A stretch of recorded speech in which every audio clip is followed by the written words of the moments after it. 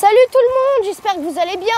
On se retrouve aujourd'hui pour un épisode assez fourni. Et oui, il s'est passé pas mal de choses depuis la dernière fois. On va parler de stage de pré-saison avec l'Océan Bazac, de mes 3 premières courses au U15 et de la visite de 3 pros lors d'un entraînement. Alors, pour rien louper et pour prendre l'échappée, pour s'abonner, allez, générique.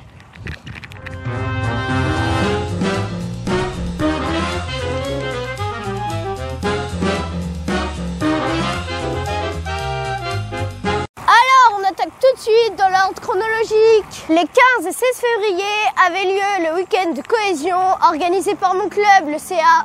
Direction donc Sussac, au sud-est de la Haute-Vienne, à la limite de la Corrèze, dans le parc naturel du plateau de Millevaches. 2 jours avec les copains du club à faire du vélo.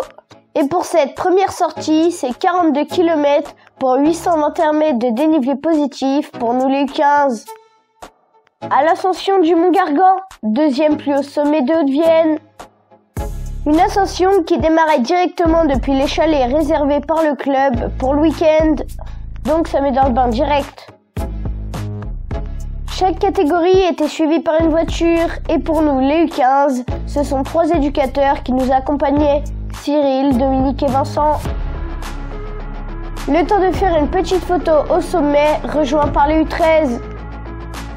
Et nous voilà repartis pour le reste de la sortie avec Maël et Maël, Nino et Noé. De retour à l'hébergement, petite collation et relais de sprint départ arrêté avec les U9, U11 et U13 tous mélangés.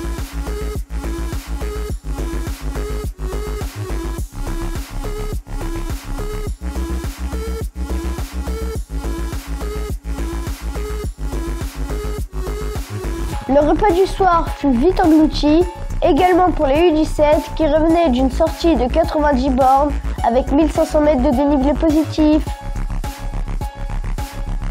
Et quel plaisir de se retrouver avec les copains dans le chalet à s'amuser, avec tous les vélos dans le salon, j'ai adoré. Un peu moins réveil au moment d'ouvrir les rideaux et de constater le givre dehors.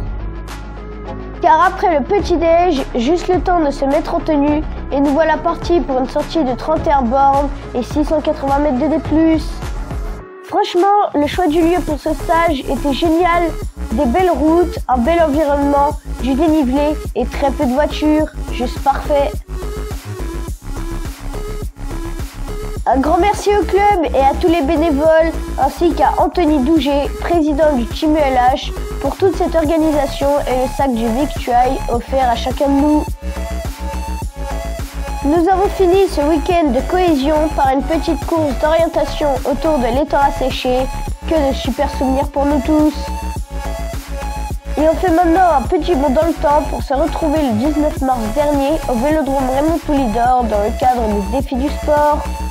Pour l'occasion, Marc Staelen a permis à tous les U15 et U17 du département un instant de rencontre et d'échange avec des anciens pros.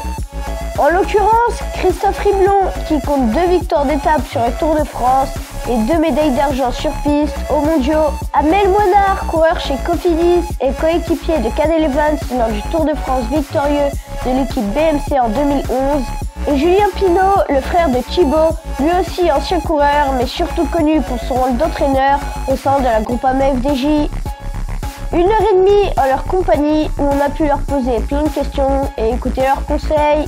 Une mine d'informations et des exemples à suivre pour nous tous qui sommes passionnés avec des rêves plein la tête. Bon, place à la reprise de la saison. Durant les 22 derniers mois, je n'ai accroché que 3 malheureux dossards. Quasiment 2 ans que je n'ai pas goûté à la compétition avec régularité. Alors, autant te dire que j'étais archi motivée pour commencer la saison en Vendée, à Aisnay. Et même si sur cette ligne de départ, je me dis que j'ai peut-être oublié de grandir, c'est super cool de retrouver les copains, pas vus depuis un petit moment, et que tu as pu apercevoir dans d'anciennes vidéos. Parmi eux, Enzo Desessarts, Nolan de Chantonnay, Gabin des Sables, Quentin de Champagné, Morgane de Chaland ou Lucas de Bressuire. Mais bon, moi je m'apprête à connaître ce qui est peut-être mon pire moment sur un vélo à ce jour. J'y suis pas du tout, ni physiquement, ni moralement. Dès le premier tour, un groupe part d'une 20aine de coureurs et je me retrouve dans un second groupe, impuissant. J'ai l'impression d'être à bloc et de ne pas avancer.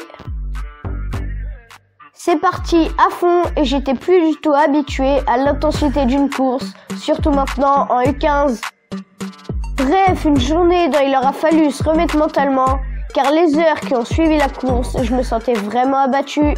Côté classement, doublé du Doubs Anjou cyclisme au sprint avec Gatien et Maxime. Et une anecdotique, 26e place sur 47 inscrits et 29 classés pour moi. 2 semaines plus tard, c'est dans le froid glacial à La Roche-l'Abeille en Haute-Vienne que je prenais le départ d'une nouvelle course. Cette fois, pas très loin de chez moi, avec les copains du club d'Ambazac, Maël, Sacha, Jean, Amaël et Margot. Un relief évidemment plus vallonné qu'en Vendée. Le premier tour s'effectue tranquillement et j'essaye de me cacher un peu dans le peloton. Il fait froid et il y a du vent. Les tours passent et au moment du passage sur la ligne pour le prix du meilleur grimpeur, ça accélère et je me fais piéger. On parviendra à rentrer avec Baptiste de Grandbourg et je vais prendre une honorable 6e place alors que Théo s'impose, mais j'ai même pas d'image de l'arrivée. En revanche, chez les U17, le CA fait très fort en plaçant 3 coureurs dans le top 5. Maxence 1er, Paul 3e et Arthur 5e. Bon, tu l'auras compris, un début de saison difficile, loin de mes espérances. Mais c'est normal, c'est presque comme si je recommençais le vélo et ça me motive à travailler. Je sais que ça va aller de mieux en mieux, course après course. Et justement, il nous en reste une à voir. C'était le 30 mars sous un beau soleil à Bonnac-la-Côte. Et c'est trop content que je retrouve Merlin de l'UV Poitiers, pas vu depuis presque 2 ans, tout comme Enzo de Vivonne, 2 copains depuis les U11. Petit tour de reconnaissance tous ensemble avec le CA. Et place au contrôle de braquet, 46-14, maximum en U15. Vu que c'est une course organisée par le club, on est presque tous là de l'ECA en U15. Ça fait plaisir de voir Noé et Loévan notamment, des copains de ma classe qui ne sont pas souvent là sur les courses. Allez, c'est parti! Un premier tour tranquille. Et à l'approche des points du meilleur grimpeur, Arthur de Condat accélère. Moi, je suis pas mal placé. Dans le 3e tour, au pied de la bosse, c'est encore groupé, mais plus pour longtemps.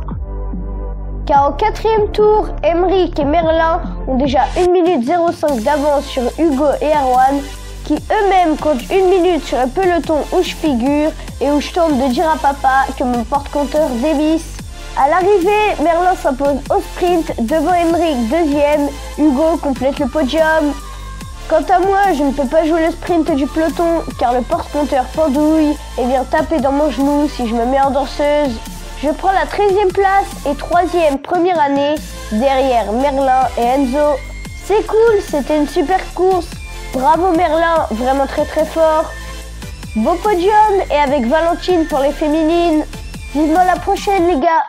Bon, tu l'auras compris, en ce début de saison, on a eu des petits soucis de caméra. Et surtout, la problématique de couvrir des circuits qui font maintenant en moyenne 7 km. Mais on va trouver, c'est sûr. À noter que j'ai maintenant un compte Strava. Si tu veux me suivre, c'est Maïdi le jeune. Bon allez, on s'arrête là-dessus et on se retrouve très vite pour un nouvel épisode. Allez papa, tu suis ?